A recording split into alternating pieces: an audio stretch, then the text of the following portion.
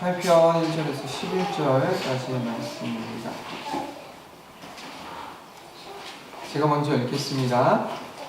통치자들아 너희가 정의를 말해야 하거늘 어찌 잠잠하냐? 인자들아 너희가 올바르게 판결해야 하거늘 어찌 잠잠하냐? 아직도 너희가 중심에 악을 행하며 땅에서 너희 손으로 폭력을 달아주는도다. 악인은 모태에서부터 멀어졌으며 나면서부터 곁길로 나아가 거짓을 말하는 도다. 그들의 뚝은 뱀의 독 같으며 그들은 귀를 막으면 귀머거리 독사 같으니 술사에 흘리는 소리도 듣지 않고 능숙한 술객의 요술도 따르지 아니하는 독사로다. 하나님이여 그들의 입에서 이를 꺾으소서. 여호와여 젊은 사자의 어머니를 꺾어내시며 그들이 급히 흐르는 물같이 사라지게 하시며 겨누는 화살이 꺾임 같게 하시며 소멸하는 나는 달팽이 같게 하시며 만삭되지 못하여 출생한 아이가 햇빛을 보지 못함 같게 하소서. 가시나무 불이 가마를 뜨겁게 하기 전에 생나무든지 불 붙는 나무든지 강한 바람으로 휩쓸려 가게 하소서. 의인이 악인의 보복당함을 보고 기뻐하며 그의 발을 악인의 피에 씻으리로다. 같이 읽겠습니다. 그때 사람의 말이 진실로 의인에게 갚음이 있고 진실로 땅에서 심판하시는 하나님이 계시다 하리로다. 아멘. 기도하겠습니다. 하나님 아버지, 오늘도 아버지 앞에 나와 함께 한 몸으로 예배할 수 있는 귀한 은혜 주시니 감사합니다. 한 몸임을 확인하는 예배가 되게 하여 주옵소서. 머리 되신 예수 그리스도로 한 사람 한 사람 우리 모두가 한 지체요 한 몸임을 알아 오직 하나님께 영광을 돌려드리는 저희의 삶이 되고 하나님께 영광을 돌려드리는 이 예배가 되어질 수 있도록 주의 은혜를 도하여 주시옵소서. 말씀을 잘 듣기 원합니다. 성령 하나님 깨닫는 은혜가 있게 하시고 하나님 깨달은 이 은혜를 삶으로 또한 적용하여 살아내는 우리 모두가 되게 하여 주옵소서. 감사드리옵고 살아계신 예수님의 이름으로 기도했습니다. 아멘.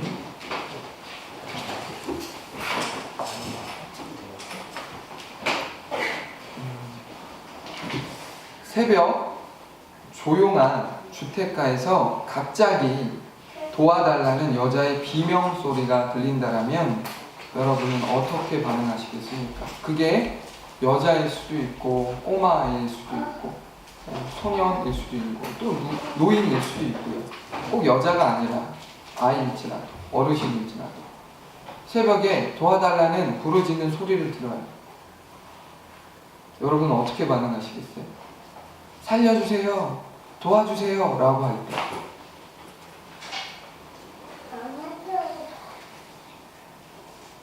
(1964년 3월 13일) 새벽 3시 15분경 미국 뉴욕의 어느 주택가에서 괴한이 지나가던 젊은 여성을 흉기로 찔러 살해한 끔찍한 사건이 발생했는데 이 살인사건으로 미국 전역은 엄청난 충격에 빠졌다고 합니다.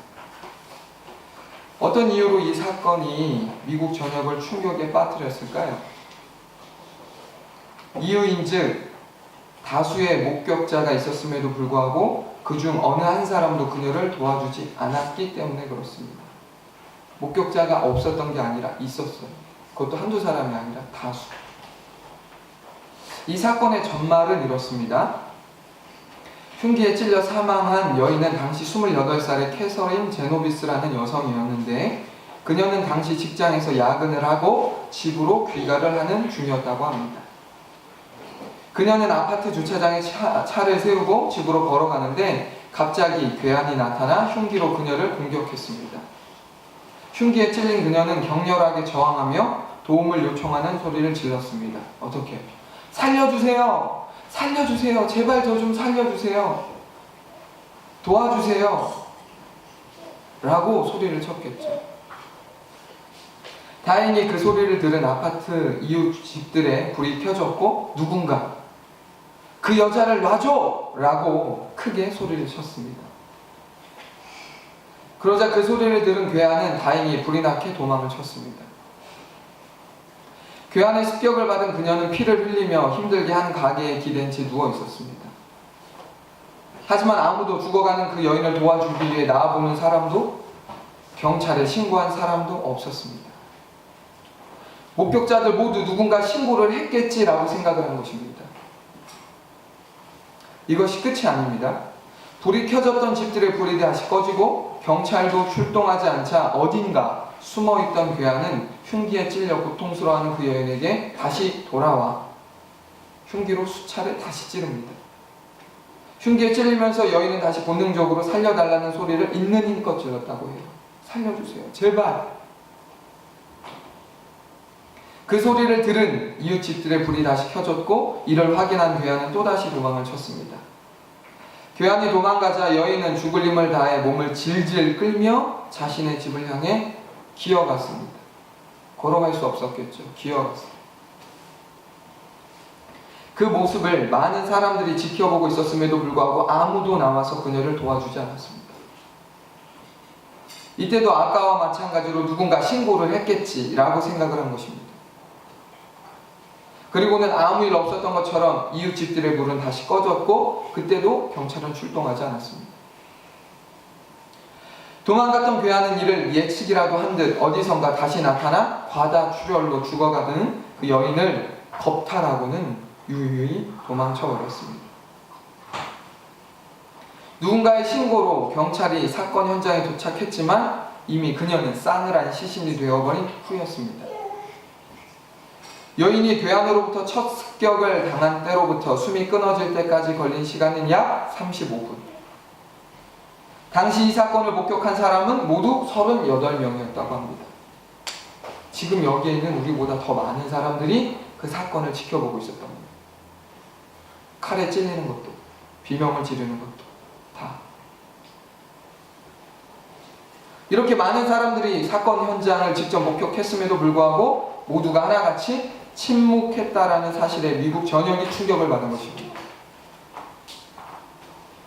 만약 여인이 괴한에게 첫 습격을 당했을 때 그것을 목격한 사람들 중에서 한 사람만이라도 경찰에 신고를 했다라면 여인이 괴한으로부터 두 번째 공격을 당하지도 않았을 것이고 또 여인이 처참하게 죽어가면서 괴한에게 겁탈을 당하는 수모를 겪지도 않았을 것입니다. 그리고 무엇보다 중요한 것은 누군가 일찍 신고만 했더라도 그녀의 소중한 목숨을 잃지 않을 수 있었을 것입니다. 38명의 목격자 중 누구도 범행을 적극적으로 만류하거나 경찰에 신고하지 않았다라는 사실을 당시 뉴욕타임즈가 대서특필하면서 이 사건은 세상에 알려지게 되었고 이 사건을 계기로 미국은 위험에 처한 사람을 구조할 수 있음에도 불구하고 침묵 또 외면할 경우 제3자일지라도 처벌을 할 수 있다는 제노비스라는 법을 제정하기도 했습니다. 법을 만들어버린 거예요. 그런 사람을 죽게 내버려 두면 그것을 본 사람, 방관한 사람을 처벌하겠다. 이 법은 사람들의 비겁한 침묵으로 인해 살해를 당한 피해자 제노비스와 같은 일이 더 이상 반복되지 않도록 하자는 취지에서 만들어진 법입니다. 제노비스 법의 핵심은 이거예요. 말을 해야 할 때 꿀먹은 벙어리처럼 비겁하게 침묵하는 것은 죄에 대한 동조요, 곧 죄라는 것입니다. 지금 죄 짓는 걸 알아요. 근데 그걸 보고 아무 말도 하지 않으면 그것도 죄라는 거예요. 공범이라는 거예요. 미국의 제16대 대통령 아브라함 링컨 역시 침묵은 금이로되 불의에 항거해야 할 때 침묵은 죄악이다 라고 말한 바 있습니다. 침묵은 뭐라고요? 금인데 불의에 있어서 침묵하는 것은 뭐라고요? 죄다라는 거예요. 죄. 무엇입니까? 침묵해야 할 때가 있고 침묵하지 말아야 할 때가 있다라는 거예요. 우리가 살 때, 우리가 살아가면서 침묵해야 할 때가 있고 침묵하면 안 될 때가 있다라는 것이죠. 성경은 이 둘을 구분해야 할 것에 대해서 정확히 말씀하고 있습니다. 전도서 3장 7절로 넘어가 보겠습니다. 전도서 3장 7절입니다. 시편 지나서 잠언 전도죠. 자, 전도서 3장 7절 하반절의 말씀을 보기 원하는데요. 자, 전도서 3장 7절.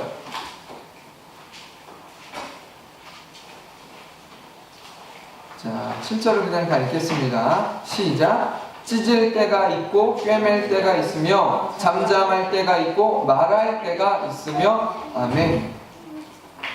전도서를 기록한 솔로몬은 3장 1절에서 범사의 기한이 있고 천하만사에다 하나님께서 정하신 때가 있음을 강조했는데 그 내용이 2절부터 8절까지 자세히 소개되고 있습니다. 여기서 우리가 특별히 눈여겨보아야 할 내용은 오늘 본문 말씀과 관련된 7절 하반절의 말씀입니다. 솔로몬은 하나님께서 정하신 때를 강조하면서 잠잠해야 할 때가 있고 말해야 할 때가 있다라고 말했습니다. 다시 말하자면 이런 거예요.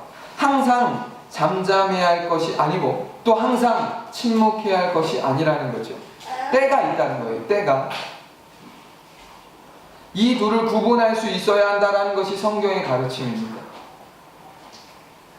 그러니까 침묵은 금이고 웅변은 은이다 라는 속담처럼 무엇이 더 좋고 또 무엇이 덜 좋다라는 단순하게 접근할 수 없다라는 것이죠. 언제 침묵하고 언제 말해야 할지를 아는 것이 가장 중요한 것입니다. 그러면 언제 말해야 하고 언제 침묵해야 하죠? 기준은 이거예요. 하나님께서 말하게 하실 때 말하고 하나님께서 침묵하게 하실 때 침묵하는 것입니다. 그것이 기본적인 원칙이에요. 말해야 할 때와 침묵해야 할 때를 구분할 수 있는 기준이 바로 이거죠. 그러나 문제는 대부분의 사람들이 하나님께서 잠잠하라고 할 때에는 쉴 새 없이 말하고 반대로 말을 하나님께서 하라고 하실 때에는 입을 꾹 다문 채 침묵해버립니다. 하나님이 하라고 할 때 말을 해 라고 할 때는 침묵하고 하나님이 말하지 마 라고 할 때는 말하는 거예요. 마치 동화 속에 나오는 청개구리처럼 말입니다.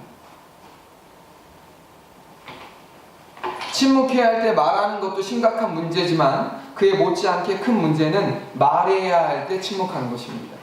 언제가 더 큰 문제라고요? 말해야 하는데 침묵하는 거예요.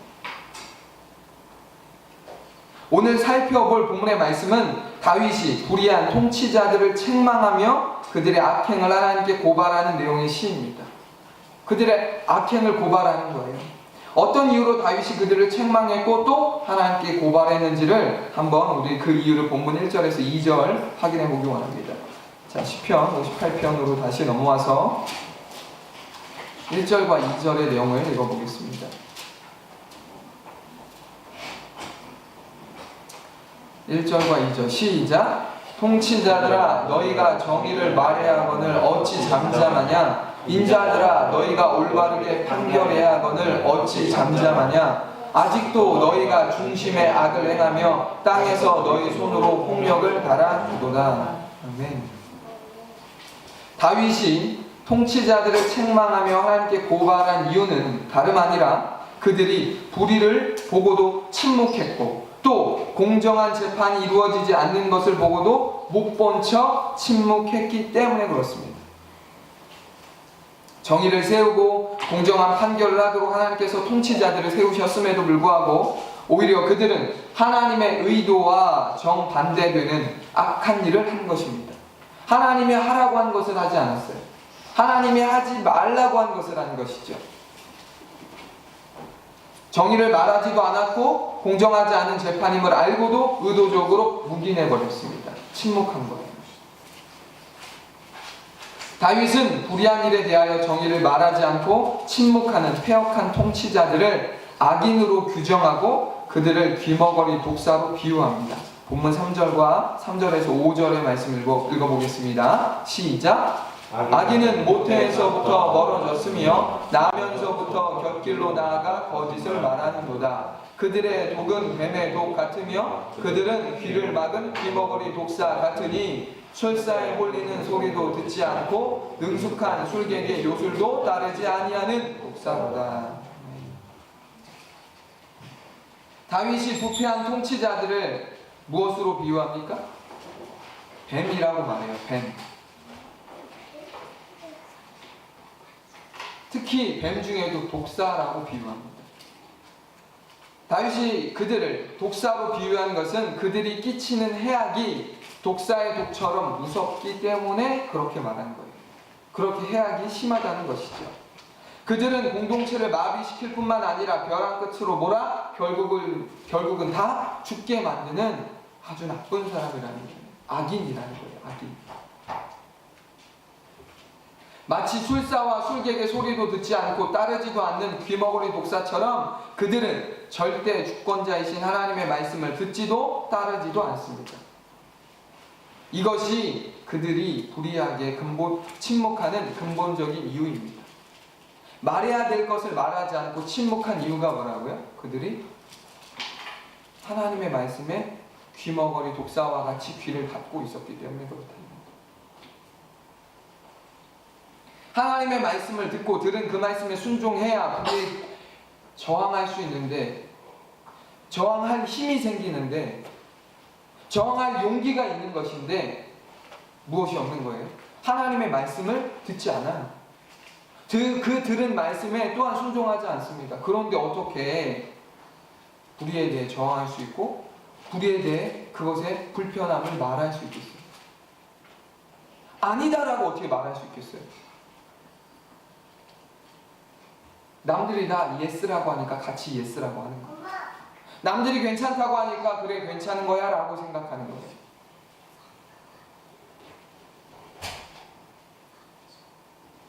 하나님의 말씀을 따르기는커녕 듣지도 않으니 침묵하는 것은 당연한 결과죠. 하나님의 말씀을 듣습니다. 그런데 듣기만 하죠. 따라야 되는데. 근데 이 사람들이 심각한 문제 뭐냐? 듣지도 않는다는 거예요. 하나님의 말씀. 그냥 귀에 안 듣는다는 정도가 아니에요. 왜 안 들었겠습니까? 지금 이 사람들도 이스라엘 백성인데, 하나님을 믿는 이스라엘 백성들인데, 하나님의 말씀은 듣죠. 근데 어디로 안 듣는 거예요? 여기로 안 듣는 거예요. 귀로는 듣죠. 그런데 흘려버리는 거예요. 그러니 말씀은 분명 들었는데 돌아서면 들은 그 말씀이 생각나지 않아요. 왜? 허투루 듣기 때문에 그렇죠. 듣기는 들어요. 허투루 들어요. 그러니까 내가 어떤 말씀을 들었는지조차 기억을 하지 못하는 거죠. 지난주 말씀처럼. 그러면 불의에 침묵할 수밖에 없다라는 거예요. 아닌 걸 보고서도 뭐라고 말할 수 없다고요? 아니라고 말할 수 없다라는 거예요. 틀린 것을 보고도 틀렸다라고 말할 수 없다라는 거예요. 왜? 말씀이 불의에 저항할 수 있는 용기를 주는 이 말씀이 없기 때문에 그렇습니다.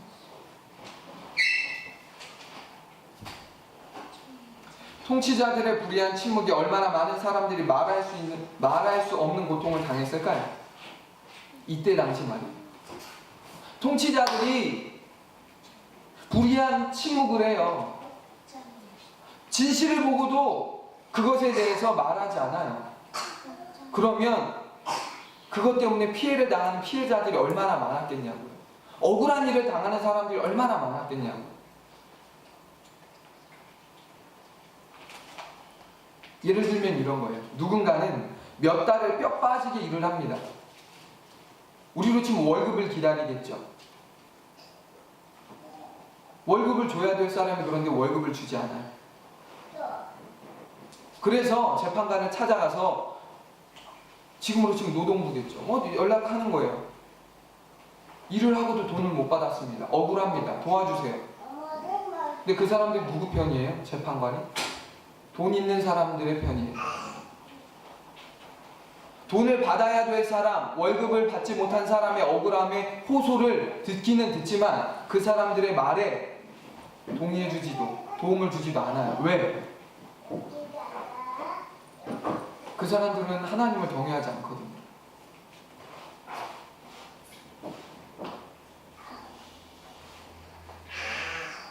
그래서 결국은 돈 한 푼 받지 못하고 오히려 문전박대 당하듯 돌아와야 되는 사람들이 얼마나 많았겠어요. 또 누군가는 물건을 훔치지도 않았음에도 불구하고 물건을 훔친 것으로 억울하게 누명을 쓴 사람도 있었을 거예요. 내가 한 게 아니에요. 저 사람이 한 거예요. 그런데 내가 안 했음에도 불구하고 저 사람은 내가 했다고 말하고, 내가 안 했다는 그 사실을 재판관한테 말해도 그 사람은 내 말을 믿어주지 않아요. 왜요? 이미 사전에 뇌물을 받았거든요. 예를 들어 이런 거죠. 부잣집 아들내미하고 가난한 아들하고 둘이 사고 쳤어요. 근데 구치소에 들어갔는데 부잣집 아들은 나오고 가난한 집 아들은 구치소에 가만히 있는 거랑 똑같은 거예요. 또 어떤 누군가는 다윗이 우리아의 아내 밧세바를 빼앗은 것처럼 권력자에게 사랑하는 아내를 빼앗긴 사람도 있었을 것입니다. 왜? 예쁘다는 이유로 빼앗겼겠죠. 당시 이런 억울한 일을 당한 사람들이 한둘이었겠습니까? 모르긴 몰라도 셀 수 없이 많았을 거예요. 이런 불의한 일들은 그때나 지금이나 조금도 다르지 않습니다. 돈이 있는 경우 무죄로 풀려나지만 돈이 없을 경우 유죄로 처벌을 받는다는 말이 있죠. 유전 무죄, 무전 유죄. 그런 말이 괜히 나왔겠어요? 정의를 몰라서도 아니고 진실을 몰라서도 아닙니다. 알지만 돈 앞에서, 자신의 유익 앞에서 정의와 진실에 대해 통치자들과 재판관들이 눈과 귀를 가리고 침묵해버리는 것입니다. 왜요? 근본적인 이유는 그들이 하나님을 경외하지 않으며 하나님의 말씀이 그들 안에 없기 때문에 그렇습니다. 설령 말씀이 있다 해도 죽은 지식으로 머리에만 있을 뿐 가슴과 영혼에 새겨져 있지 않기 때문에 그들이 알고 있는 말씀은 죽은 지식이요, 또 아무런 힘을 쓸 수 없는 막대기와 같은 거예요. 이것은 마치 경건의 모양은 있으나 경건의 능력이 없다라는 말씀과 같습니다. 말씀이 없어서가 아니에요. 있어요. 근데 그 말씀이 나를 지배하지 않습니다. 그러면 죽은 지식이라고요. 죽은 지식. 죽은 지식을 가진 사람은 말씀을 아무리 많이 가지고 있어도 불의 앞에서 침묵합니다. 불의를 보고서 침묵해요. 아닌 걸 알면서도 아무 말 하지 못합니다.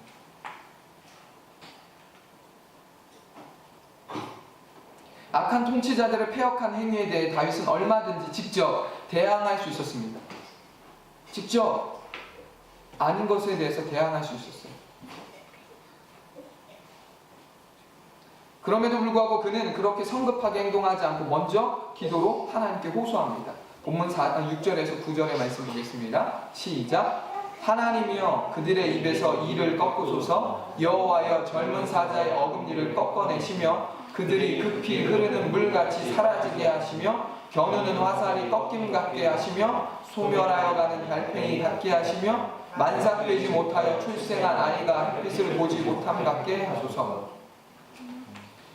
가시나무든지 가마를 뜨겁게 하기 전에 생나무든지 불붙는 나무든지 강한 바람으로 휩쓸려 가게 하소서. 네.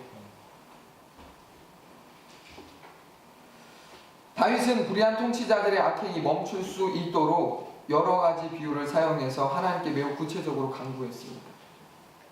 여기서 우리는 무엇보다 다윗의 영적 성숙함을 확인할 수 있습니다. 다윗의 영적 성숙함. 다윗은 기도보다 앞서지 않는 신실한 믿음의 사람이었어요. 여러분, 기도보다 앞서지 않는다는 것이 구체적으로 무엇을 의미할까요? 기도보다 앞서지 않는다. 성령보다 앞서지 않는다. 말씀보다 앞서지 않는다. 이런 말들이 무슨 뜻일까요? 기도를 예를 들면 이런 거죠. 기도를 가장 우선순위에 두되 기도에 응답하시는 하나님께서 일하실 때까지 잠잠히 침묵하여 기다리는 것을 의미합니다. 기도보다 앞서지 않는다는 것은 그냥 대충 하나님 이렇게 하겠습니다. 어떻게 할까요? 라고 묻고 그냥 내가 멋대로 결정하고 그냥 하는 것들이 아니라 기도하고 하나님이 기도에 응답하실 때까지 잠잠히 참아 기다리는 거예요. 그것이 기도보다 앞서지 않는 것이죠.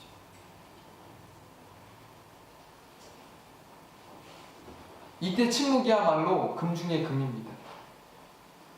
다윗은 금 같은 침묵을 할 줄 아는 그런 사람이었어요. 우리는 다윗의 생애를 통해 이것을 여러 번 확인할 수 있지 않나요? 사울왕을 죽일 기회가 아주 절호의 기회가 있었지만 그는 자기의 힘으로 복수하지 않습니다. 그리고 기도하죠. 그리고 하나님의 때를 기다립니다. 침묵한 거예요. 앞서 언급했던 속담과 같이 흔히들 침묵을 금이라고들 말하지만 침묵이라고 해서 항상 금처럼 유익하고 좋은 것은 아닙니다. 이것이 침묵에 대한 편견과 오해예요. 왜냐하면 침묵이라고 해서 다 같은 침묵이 아니기 때문에 그렇습니다. 침묵, 신중한 침묵, 무시의 침묵, 정치적 침묵, 분노의 침묵, 동조의 침묵, 조롱의 침묵. 침묵에도 여러 종류가 있어요. 침묵이라고 해서 다 같은 것이 아니라 침묵은 같지만 침묵 안에 담긴 함유된 의미가 다 다르다요. 본문에서 다윗에게 책망을 받는 통치자들처럼 해야 할 말을 하지 않고 침묵하는 것은 금 같은 침묵이 아니라 불의에 편승하는 악한 침묵입니다. 이런 침묵은 악인들의 악행에 동참하는 무서운 죄라는 것을 저와 여러분이 아셔야 해요. 우리는 이러한 경우를 성경 밖에서도 성경 안에서도 어렵지 않게 찾을 수 있습니다. 그 대표적인 한 경우를 요한복음 19장 6절에서 확인해 보겠습니다.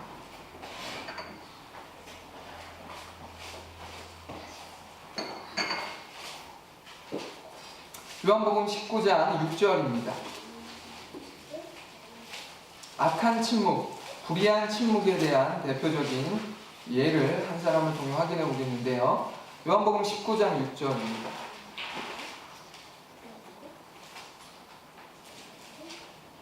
자, 한번 19장 6절 읽어보겠습니다. 시작.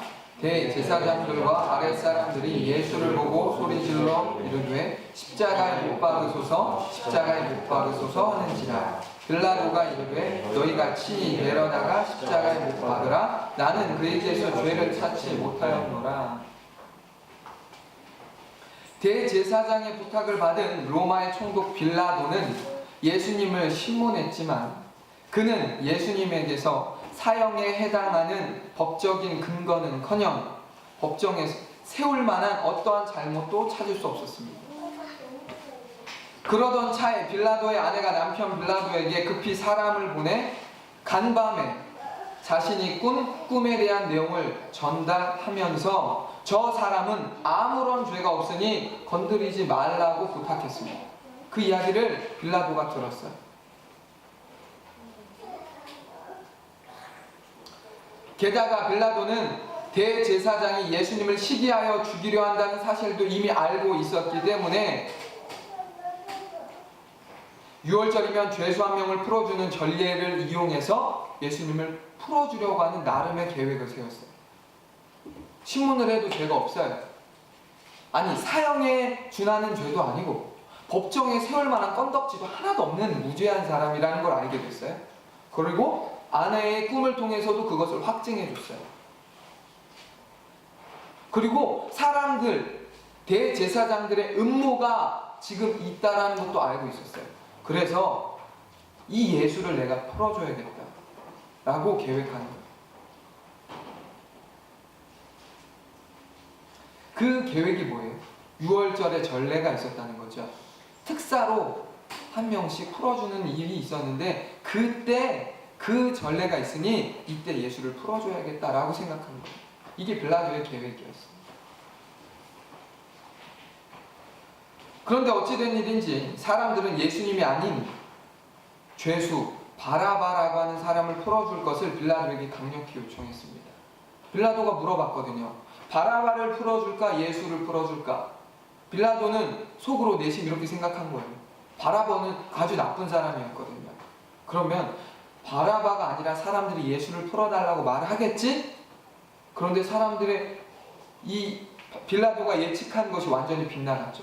누구를 풀어달라는 거예요? 바라바를 풀어달라는 거예요. 바라바.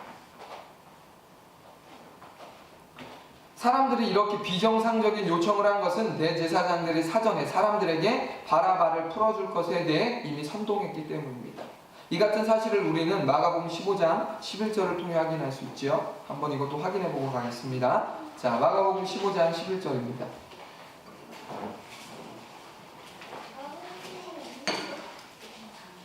자, 성경을 찾아보는 것도 훈련이에요. 저 마가복음 15장 11절입니다.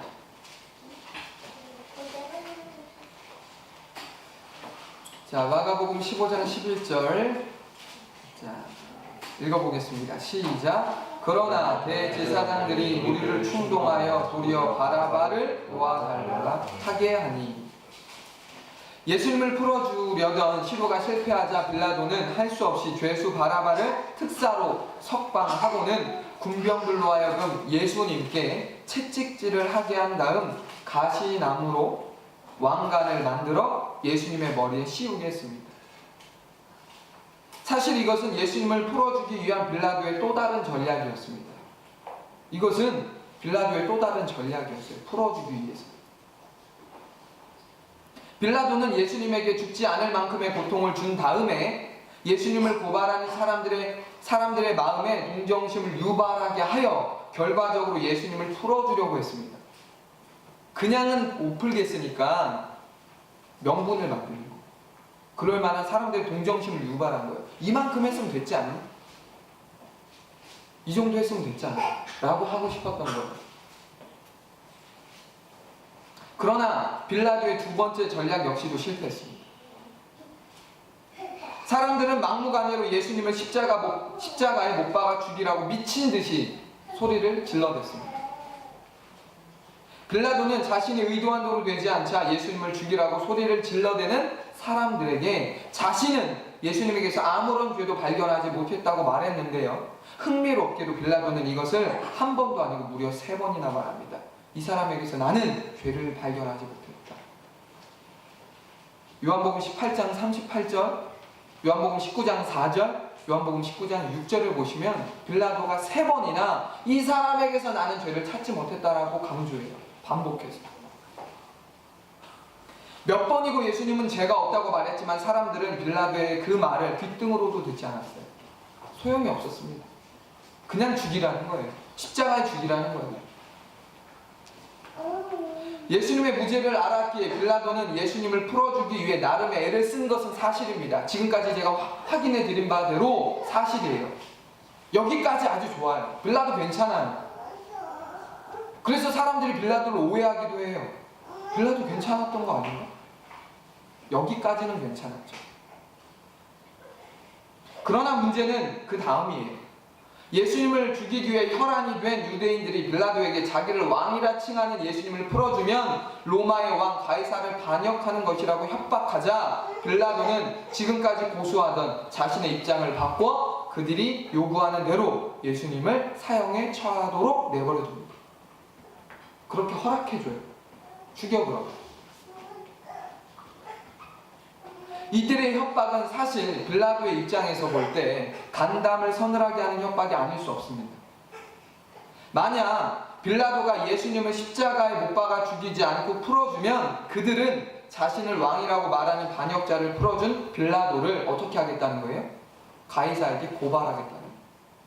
내가 당신 고발할 거야. 왜? 이 사람은 다른 죄를 짓는 것도 아니고 자기가 지금 왕이라고 말하는데 반역죄인데 이런 사람을 그냥 풀어준다고? 우린 가만히 있을 수 없어. 이거를 고발할 거예요. 만약에 이들이 고발을 하게 되면 어떻게 될까요? 진짜 빌라도는 굉장히 불편해질 거예요. 왜? 그것에 대해서 변론해야 되잖아요. 더 나아가서 어떻게 될 수도 있어요? 자기의 위치가 총독이라고 하는 위치가 위태로워질 수 있었어요. 충분히. 그래서 빌라도는 총독이라는 자신의 자리를 지키기 위하여 결정적인 순간에 자신이 알고 있던 진실에 대해 비겁하게 침묵함으로 거짓과 타협을 하는 거예요. 이게 빌라도의 죄예요. 거짓과 타협을 했다는 것은 여러분 그들의 죄에 동참을 했다는 것을 의미합니다. 한마디로 빌라도는 예수님을 십자가에 못 박아 죽이려고 혈안이 됐던 사람들과 공범이 된 거예요. 이것이 과연 빌라도만의 문제입니까? 오늘 본문에서 다윗으로부터 책망을 받은 패역한 통치자들을 포함하여 지금도 수많은 사람들이 빌라도처럼 진실을 알고도 불의하게 침묵합니다. 왜요? 이유는 단순합니다. 자신에게 손해가 되는 것이 싫기 때문에 그런 겁니다.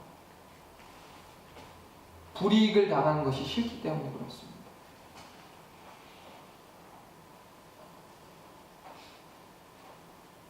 피를 흘리며 죽어가는 제노비스를 사람들이 나가서 도와주지 않고 베란다에서 지켜보기만 했던 것도 같은 이유죠. 혹시 나가서 도와주다가 괴수에 의해 나도 위험에 처하면 어쩌지? 라고 하는 걱정. 경찰에 신고를 했다가 보복을 당하지는 않으면 보복이라도 당하면 어쩌지? 라고 하는 염려.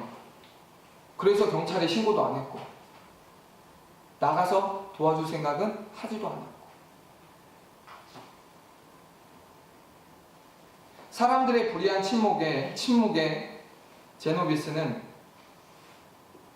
괴수에게 온몸에 흉기를 찔렸을 뿐만 아니라 겁탈을 당해 죽고 말았습니다.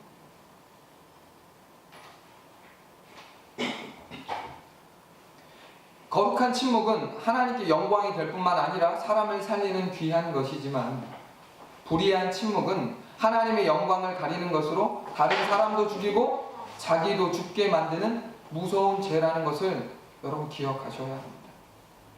침묵을 크게 두 가지로 나눌 수 있어요. 거룩한 침묵과 불의한 침묵.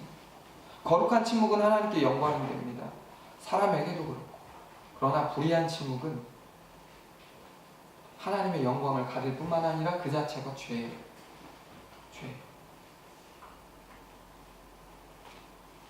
심각한 문제가 여러분 무엇입니까? 대부분의 사람들이 거룩한 침묵을 하는 것이 아니라 불의한 침묵을 한다는 것입니다. 침묵하죠. 근데 그 침묵의 의미가 달라요. 거룩한 침묵이 아니라 불의한 침묵을 해요. 말을 해야 되는데 내가 손해보고 불이익을 당할까봐 걱정해서 말하지 않습니다. 회사에서도 마찬가지 아닌가요? 뻔히 지금 잘못된 일을 하고 있어요. 그런데 내부 고발자라고 하는 그것이 한번 낙인 찍히면 끝나는 것을 알고 있기 때문에 상사나 누군가 잘못된 일을 하고 있음에도 불구하고 그것을 눈감아줘. 못 본 척하죠.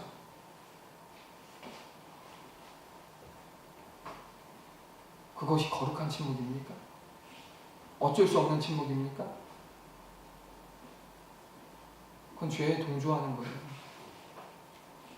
불의한 침묵이에요. 그 사람과 내가 같은 편이 되는 거예요.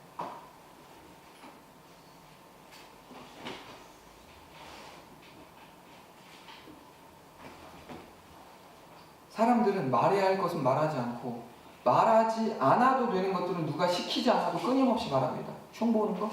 자기 자랑하는 거? 이런 기타 등등.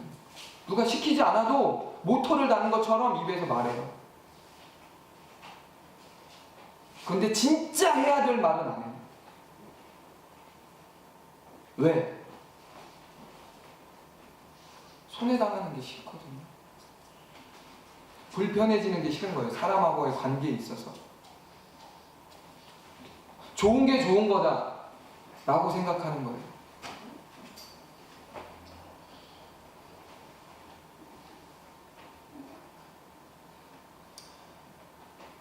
좋은 게 좋은 게 아니에요. 꼭 그렇지 않습니다. 진리에 있어서는 좋은 게 좋은 게 아니에요. 그래서 말해야 되는 거예요. 불편을 감수하고라도. 정의를 세우고 공정한 판결을 하도록 하나님께서 통치자들을 세우신 것처럼 하나님은 저와 여러분을 왕같은 제사장으로 부르시고 하나님의 은혜와 사랑, 즉 진리인 복음을 전하는 자로 삼으셨습니다. 이것이 우리의 정체성이고 우리의 사명이에요. 살아가야 할 이유라고요. 몇 번을 강조하지만.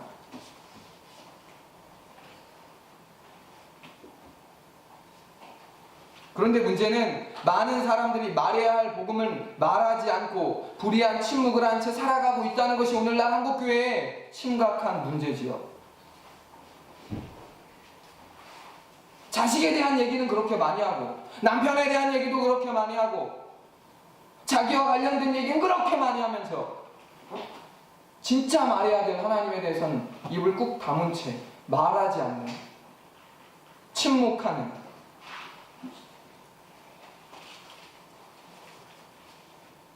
마치 오늘 본문에서 패역한 통치자들이 진실을 알고도 침묵했던 것처럼 말이에요.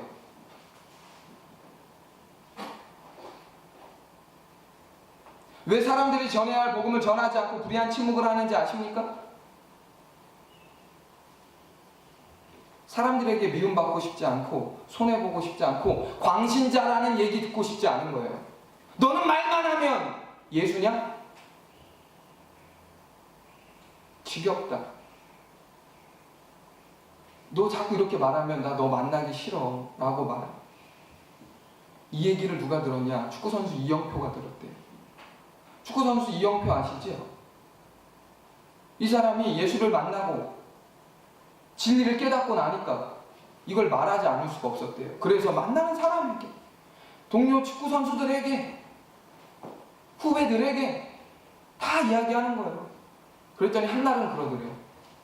야, 그만 좀 해. 지겨워. 너 자꾸 이런 말 하면 나 너 만나기 싫어.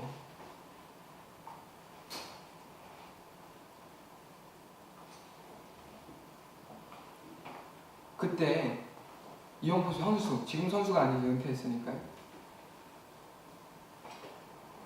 그분이 이렇게 얘기해요. 이런 마음에 이 메시지가 싹 이분 안에 딱 들어왔다는 거예요. 그 메시지가 뭐냐? 진리를 알고도 침묵하는 것은 죄다. 진리를 알고도 진리를 모르는 사람에게 진리를 말하지 않는 것은 죄다 라고 하는 언젠가 읽었던 책의 내용이 이 사람의 마음에 싹 들어왔대요. 성령께서 깨닫게 하신 거죠. 생각나게 하신 거죠. 진리를 알아요. 자기는 진리를 알아요. 근데 진리를 모르는 사람이 눈앞에 있어요. 그래서 진리를 말해 주었어요. 근데 그 사람이 싫대요. 그래서 어떻게 해요, 사람들이? 광신자 취급하거든요. 적당히 좀 신앙생활 하길 원해요, 사람들은. 그런데 말만 하면 예수고, 말만 하면 복음이고, 말만 하면 이러니까 싫은 거예요. 근데 이 사람 안에 불타는 마음이 뭐예요? 이 사람은 지금 진리를 몰라서 죽어가고 있어요. 그런데 난 진리를 알아요. 근데 그것을 말하지 않으면 그것이 엄청난 죄라는 것도 이 사람이 아는 거예요. 그래서 말하는 거예요. 침묵하지 않는 거예요. 여러분, 침묵해야 할 때가 있고 침묵하지 말아야 할 때가 있다고 성경은 말했잖아요. 근데 우리는 반대의 삶을 산다고요. 침묵해야 할 땐 침묵하지 않아요. 그런데 침묵하지 말아야 할 것에 대해서는 너무나 침묵하고 살아요. 여러분 생각해 보세요. 이것이 그냥 예수 안 믿는 사람에게만 해당하는 얘기가 아니라고요. 지금 이 얘기는 예수 믿는 사람이 예수 믿는 사람답게 살지 않을 때 우리가 예수 믿는 사람으로서 얘기를 하는 것이 그 사람을 살리는 것이고 그것이 하나님의 뜻을 전하는 것인데 사람들은 그것을 싫어한다고요. 불편해한다고요. 그 불편함이 싫으니까 마치 나를 광신자 취급하니까 그런 취급 당하기 싫으니까 침묵한다고요. 예수 안 믿는 사람한테도 침묵하고 예수를 제대로 믿지 않는 사람들에게도 침묵하는 이 현주소.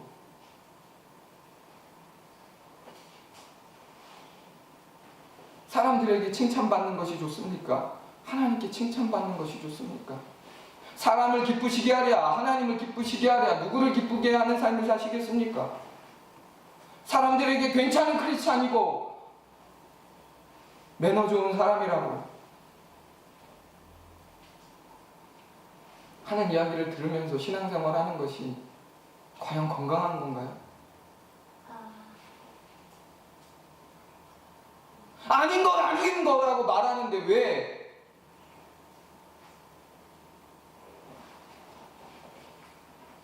그것을 불편하게 여기죠? 믿는 사람들이. 너나 잘해? 라고 속으로 생각할 수 있어요. 그것은 자기를 먼저 살피고 해야 할 말이에요. 정말 저 사람의 말이 하나님이 주신 말씀 아닌가? 라고 돌이켜보고 성령께서 아니라고 하면 그때 말할 수 있어요. 근데 듣지도 않으려고 한다고요. 귀머거리 독사처럼. 그게 교만한 거예요. 내가 신앙생활 몇 년 했는데, 내가 성경을 얼마나 아는데 너나 잘해 라는 식으로 말하는 것은 성령 하나님의 귀를 닫고 있는 거예요. 그분의 말씀을. 성경은 말합니다. 선줄로 알거든 넘어질까 조심하라고. 그렇게 우리는 늘 귀를 열고 들어야 되는 거예요. 하나님의 말씀을.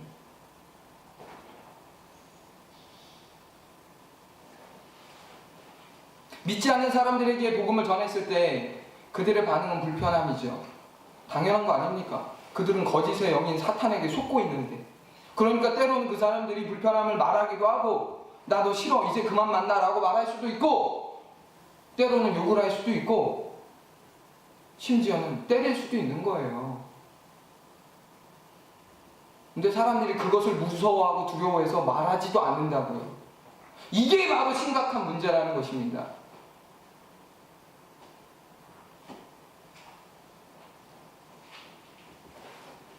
진짜 문제는 복음을 안 듣는 사람이 아니라 그것을 두려워해서 말하지도 못하는 사람이에요.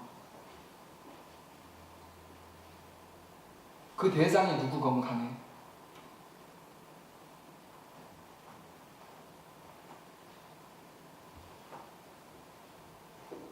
여러분, 불의한 침묵은요, 불의한 일에 동참하는 죄의 침묵이라는 것을 아셔야 합니다.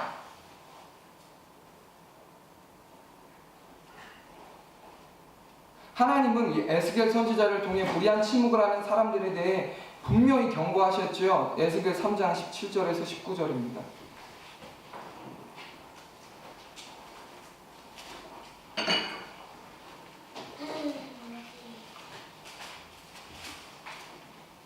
에스겔 3장 17절에서 19절입니다.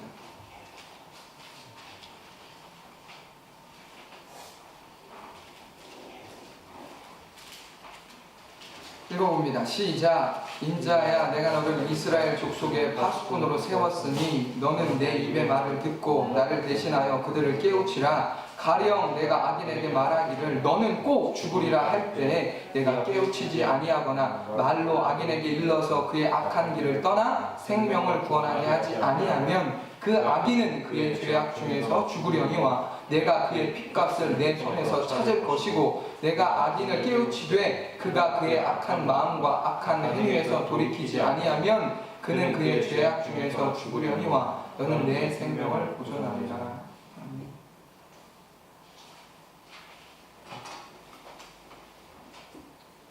이 말씀을 듣는 대상은 여러분 불신자가 아니에요. 에스겔 선지자에게 말을 하라고 하나님께서 말씀하셨던 이 대상은 넌 크리스찬이 아니라 크리스찬이라고요. 그 사람들이 하나님의 뜻대로 살지 않으니까 하나님께서 에스겔 선지자에게 경고의 말씀을 하신 거고요. 우리는 두 가지의 침묵, 두 대상에 대한 침묵을 하면 안 되는 거예요. 두 대상들에 대한, 불신자들에 대한 침묵. 하나님을 어설프게 믿고 살아가는 사람들에 대한 침묵.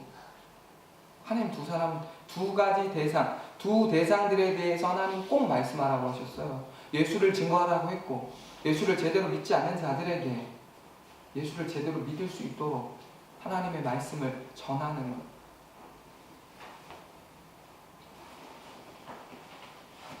근데 문제는 두 가지 일 다 침묵하고 살아가고 있다는 거.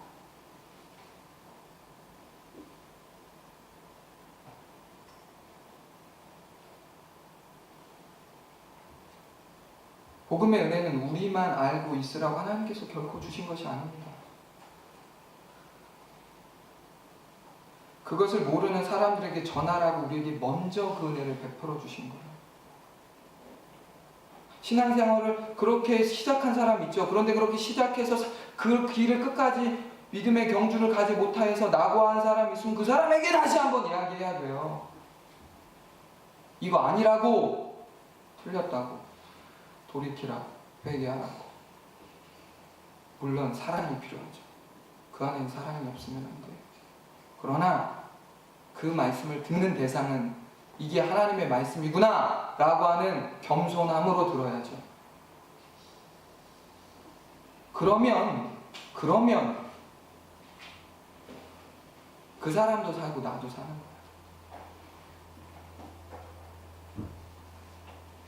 그런데 언젠가부터 아까 말씀드린 것처럼 듣지 않아요. 들으려 하지 않아요. 자기가 뭘 안다고 착각해요. 예배 생활하고 있고 헌금 생활하고 있으니까 뭔가 자기가 문제 없다고 생각해요. 예배와 헌금 이런 기본, 이건 여러분 1 더하기 1이에요. 수학으로 치면 아주 그냥 기본이라고요. 근데 기본을 전부라고 생각하고 있다고요, 사람들이. 진짜 해야 될 우리의 미션은 그분을 증거하는 거죠.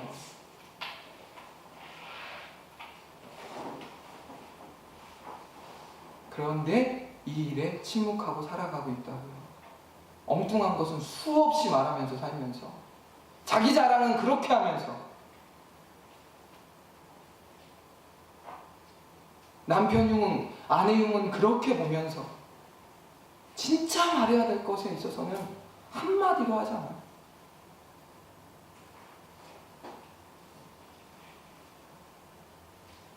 한국교회가 왜 이렇게 믿지 않는 사람들에게 손가락질 당하냐, 많은 이유가 있지만 그 중에 또 한 가지가 뭐냐면, 우리가, 여러분도 아시겠지만 우리나라 정권이 참 좋지 않았어요. 그렇죠? 거칠게 표현하자면 쓰레기 같았다고요. 멀쩡한 사람들 잡아다 가두고 때리고, 광주 사태 뭐 이런 것들을 말하는 거예요 지금.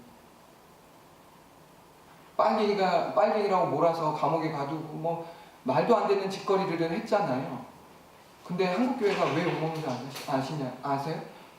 그 이유 중에 하나는 그때 한국교회가 침묵했어요. 그렇게 하는 사람들, 그렇게 하는 통치자에게 가서 아무 소리 못했다고요. 할 말을 안 했다고요. 당신 그렇게 하면 죽어 라고 말한 사람이 한 사람도 없었다고요.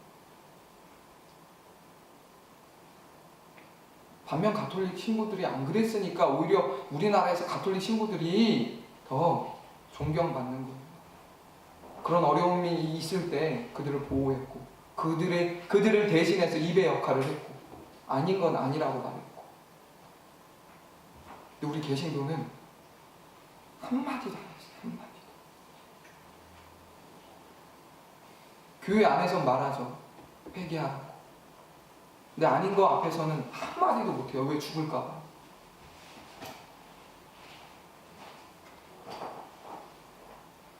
오히려 그들을 축복하는 기도를 하고 왔다니까. 이게 한국 기독교의 치욕스러운 역사예요. 각하는 잘 될 거라고. 하나님의 종이라는 식으로. 이런 미친 소리를 한 게 한국교회예요. 근데 그 사람들만 문제인가요? 우리는 똑같잖아요.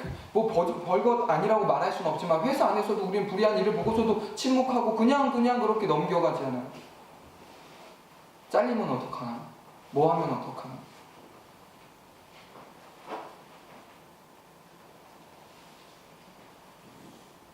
불의한 일에 침묵하는 것은 하나님이 원하시는 침묵이 아닙니다. 하나님이 원하시는 침묵은 거룩한 침묵이에요. 나를 드러내려고 할 때 침묵하는 거, 입 다무는 거고, 하나님의 일을 드러내려 할 때 말하는 거죠. 진짜 하나님의 파수꾼의 역할을 감당하는 저와 여러분 되시길 예수님을 축원합니다. 아멘. 우리 같이 찬양하면서 기도하고 싶습니다.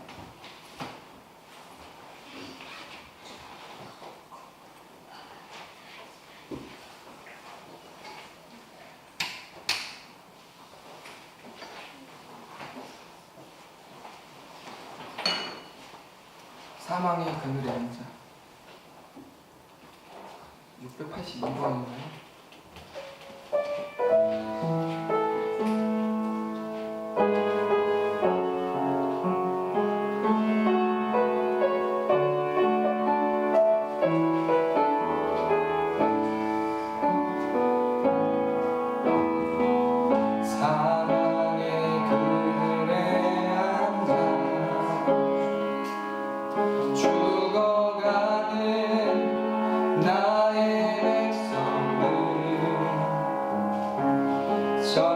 절망과 굶주림에 갇힌 저들은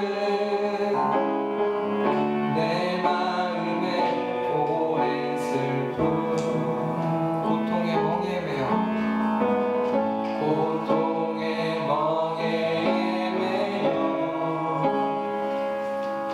울고 있는 나의 자녀를 나는 이제 일어나 저들의 멍에를 꺾고 눈물 씻기기 원하는데 누가 내게 부르짖어 저들을 구원해야 할까? 누가 나를 위해 가서 나의 사랑을 전할까? 나를 이제 보기 원하네. 나의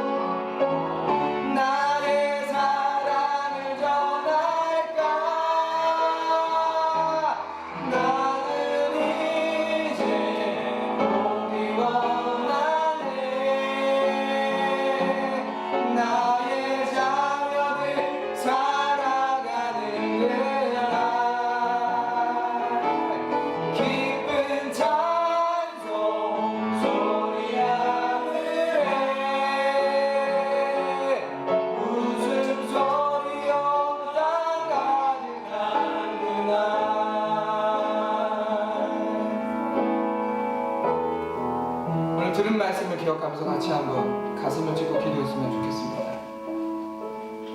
나는 얼마나 불의한 침묵 가운데 죄에 동조하며 죄를 짓는 이들과 공범된 삶을 살았었는지,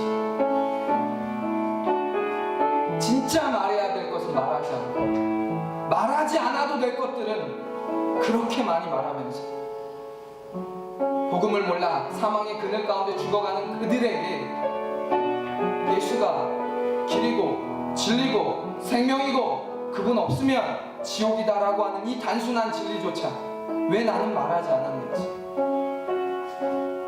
삶으로 전도하는 거요? 맞아요. 그런데 삶으로만 전도하는 거 아니에요. 말로도 전도하는 게 삶의 전도죠. 그것은 구분되어야 될 게 아니라 포함시켜야 될 것입니다. 적절한 타이밍이 오면 전해야죠. 언제까지 좋은 사람으로 괜찮은 관계를 유지하려고만 하시겠어요? 그 사람이 복음을 듣고 싶지 않고 그 사람이 복음을 말하는 내가 싫다 하면 어쩔 수 없는 거예요. 그러나 우리는 전해야죠. 하나님이 주시는 타이밍에 우리는 예수가 진짜 우리를 구원하실 수 있는 유일한 분이다라고 하는 것, 이 사실을 전해야죠. 그게 누구건 간에. 그런데 그것을 전하지 않았기에, 불의한 침묵을 했기에 오늘 우리가 이 말씀 앞에 서 있는 것 아니겠습니까?